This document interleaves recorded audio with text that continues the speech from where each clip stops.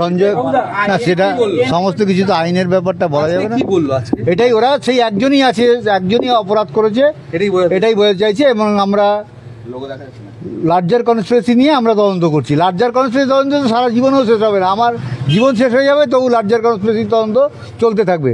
তখন আমি গতকাল একটা কাগজে যে থ্রেড কালচারের কাহিনীগুলো সব দেখাই ওনাকে, দেখুন আমার মেয়ে যদি বিচার পেত নিশ্চয়ই এই ঘটনাগুলো এবং কসবা ল কলেজে ঘটনাগুলো এগুলো ঘটতো না।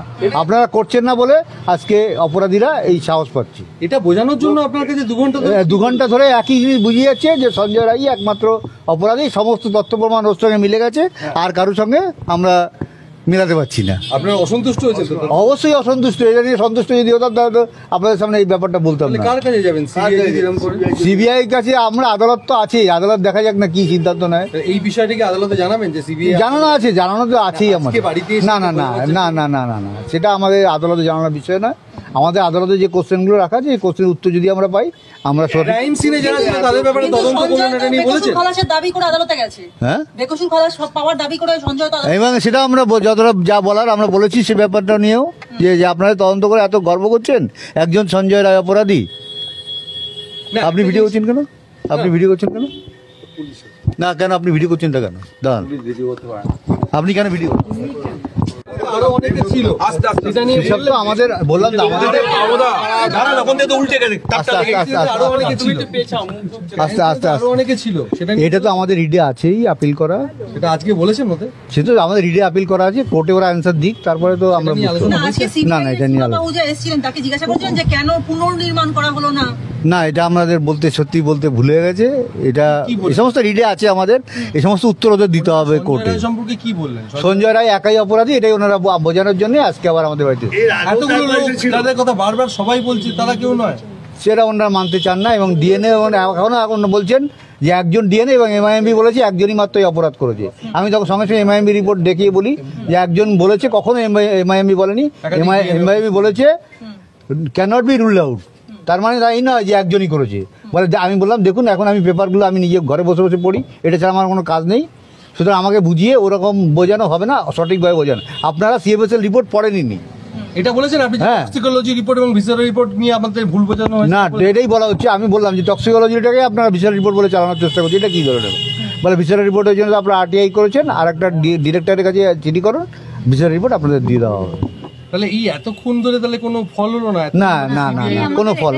চেষ্টা করেছেন যে একজনই অপরাধী, এতক্ষণ ধরে আমাদের যে সীমা পাহুজা ম্যাডাম এটাই বোঝানোর চেষ্টা করেছেন যে একজনই, মানে আমার মেয়েকে খুন ধর্ষণ একজনই করেছে, বাকি যে লার্জার কনস্পিরেন্সি তার জন্য ফার্দার ইনভেস্টিগেশন চলছে। আপনারা বারবার যে দাবি করেছিলেন যে সেই রাত্রে যারা যারা ছিল তাদেরকে কেন, আজকেও বলেছি, এটা আজও বলেছি যে এই যে বলেছি এই যে আমরা 5 জন এখানে আছি, এর মধ্যে ধরুন আমি খুন হয়ে গেলাম, তো বাকি 4 জন আপনারা কেউ কিছু জানবেন না?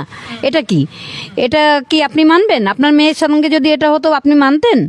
তখন উনি না দেখছি 4 জনের তো আমরা পলিগ্রাফ টেস্ট করেছি, তখন ওরা ডক্টর, ওরা পলিগ্রাফ টেস্টের আগে যদি ওষুধ খেয়ে নেয় পলিগ্রাফ টেস্ট আপনি থোড়াই আসবে এসব, তখন উনি আবার ওদের নামটা লিখে নিয়েছেন। আপনি আগের দিন যেটা বলছিলেন যে আপনার মেয়ের সঙ্গে রাত্রিবেলা যারা শেষ ছিলেন তাদের ব্যাপারে আমরা এখনো সেটাই বলছি। লাস্ট সিন থিওরি যেটা হয় যে যারা 4 জন, আমার মেয়েকে নিয়ে 5 জন যারা লাস্ট ছিল, এবং পোস্টমর্টম রিপোর্টে বলা হয়েছে 12টা থেকে 6টা অবধি আমার মেয়ের মৃত্যু হয়েছে।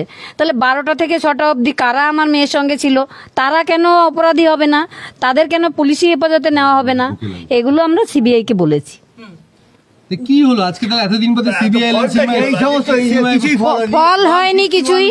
আমরা এখন 151 গ্রামের যে তত্ত্বটা সে পোস্টমর্টম রিপোর্টের মধ্যে আছে সেটা বললাম, বলে না আমরা এগুলো ডিসক্রিপশন কোর্টে দিয়েছি, কিন্তু সে রিপোর্ট কোথায়? আমি রিপোর্টটা হ্যাঁ রিপোর্টটা কোথায়? বলে কোর্টে আছে। আমি কোথায় কি করে পাবো? বলে একবার অফিসে আসবে, যদি খুঁজে পাই তাহলে দেবো। এই হচ্ছে কথা, মানে সবকিছু এইটাই বললাম আমি ওনাকে যে এরকম একটা ক্রাইম হসপিটালে ঘটলো, একজন করে চলে গেল, হসপিটালের কেউ জানলো না, তাহলে সেখানে কেন ঘটনার পরের দিন দেওয়ালটা ভাঙা হলো সেমিনার রুমের? কেন নারায়ণ স্বরূপ নিগমকে আপনারা জিজ্ঞাসাবাদ করছেন না? এটাও বললাম, বলার পরে উনি নাম লিখে নিলেন। মনে হয় কিছুই জানি না। আমরা বলছেন কুলু দিন, আমরা তদন্ত আপনারা করছেন, একটা তদন্ত করছেন, তদন্ত তো আপনারা সব সময় করেন, এতদিন কত তদন্ত করেছেন, তা আমরা কি করে কুলু দেব? কুলু তো আপনারাই বার করবেন। এতদিন বাদে সীমা পাও যে এলেন, আপনারা তো অনেক আশা রেখেছিলেন যে কিছু একটা বলবেন, ভালো কিছু। আমরা ভেবেছিলাম হয়তো চার্জশিট দেবেন, সেটার জন্যই এসেছেন, কিন্তু না, কোনো চার্জশিটও নয়, কিছু নয়। আমাদের আশা হতো বলে কিছু নেই। প্রাক্তন সিবিআই কর্তা উপেন বিশ্বাস তিনি বলেছিলেন যে তাকে নাকি ফোন করে কোনো একজন হাসপাতালের ডাক্তার, তিনি নাম করেননি, তিনি নাকি ফোন করে তাকে জানিয়েছেন যেসব ব্যাপার। আমি ওনাকে, আমাদের সীমা পাহুজা ম্যাডামকে জিজ্ঞেস করলাম, উপেন বিশ্বাসকে চেনেন আপনি? উপেন বিশ্বাসের সঙ্গে কথা বলেছেন? কোনো কথা বললেন না, কোনো অ্যান্সার করেননি আমার এই প্রশ্নের। বাবুর কাছে পরামর্শ নিতে যাবেন এরপরে? আমরা গেছিলাম, আমাদের বলেছেন এগুলো। না, সিবিআই এর ভূমিকায় আমরা কিছু খুশি নই, তবে আমরা হতাশও নই, নিরাশও নই, বিচার আমরা ঠিক চিনি আনবো। সিবিআইকে একটা কথা আমরা বুঝিয়ে দিয়েছি, দেখুন আপনারা তদন্ত করুন আর না করুন, আমার মেয়ের সঙ্গে যারা এই সমস্ত ঘটনা ঘটিয়েছে তাদের শাস্তি হবেই হবে। আপনারা আপনি এ ব্যাপারে নিশ্চিন্ত থাকেন। আর এটাও জেনে রাখেন, আপনি সব জানেন কিন্তু আমার কোনো কিছু প্রকাশ্যে আনবেন না। কিন্তু তার কারণটা আমরা ঠিক প্রকাশ্যে জানি না বলতে। সর্বোচ্চ ইনভেস্টিগেটিভ এজেন্সি, হ্যাঁ, এরা সব জানে, সব জানে। আন্দোলন আপনাদের কোথায় যাবে বিচার, তাহলে কোথায়? বিচার হবে। আমরা যে দেশে থাকি সেই দেশের যা সিস্টেম আমাদের বাধ্য হয়ে মানতে হচ্ছে। হ্যাঁ, তাহলে কি আপনার এটা মনে হচ্ছে যে রাজ্যের সরকারের সঙ্গে কোনোভাবে সিবিআই যুক্ত হয়ে গেছে? আমরা বলেছি আপনারা পুলিশের উপর এই যে পুলিশের উপর ভরসা করে তদন্ত এগোচ্ছেন, কোনোদিন তদন্ত সঠিকভাবে করতে পারে। হ্যাঁ বলেছি, বলে পুলিশ তো প্রথমে তদন্ত করে যে এর উপর তো ভরসা করতে হবে। আমি তো আচ্ছা তাহলে যাই করুন, তাহলে আর আপনি তদন্ত ছেড়ে দিন। ওনারা বললেন হ্যাঁ হ্যাঁ হ্যাঁ, সিবিআই এবং এটা কোর্টে দাঁড়িয়ে ওনারা স্বীকার করেছেন যে পুলিশের তদন্ত ঠিক ছিল, পুলিশ ঠিক কাজ করেছে। এটা কি ধরনের বিচার? যেখানে নয়, এটা হচ্ছে